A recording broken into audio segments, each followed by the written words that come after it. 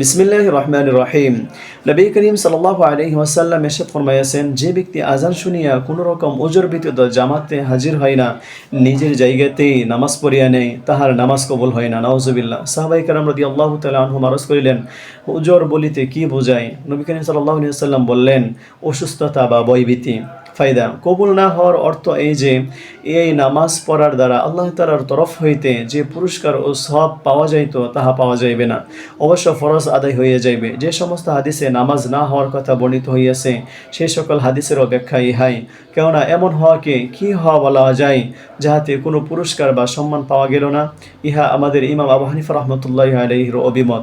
নতুবা কিছু সংখ্যক সাহাবী ও তাবিঈনের মতে বিনা উজরে জামাত ত্যাগ করা হারাম এবং জামাতে নামাজ আদায় করা ফরজ। এমনকি অনেক উলামায়ে কেরামের মতে নামাজই হয় না।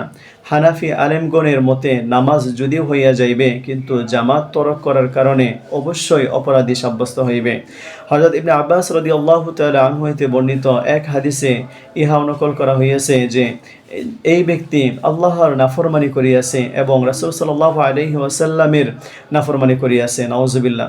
হযরত ইবনে আব্বাস রাদিয়াল্লাহু তাআলা আনহু ইহাও ফরমাইয়াছেন যে ব্যক্তি আযানের আওয়াজ শুনিয়াও জামাতে শরীক হয় নাই, সে নিজেও মঙ্গল কামনা করে নাই এবং তাহার সহিত মঙ্গল কামনা করা হয় নাই।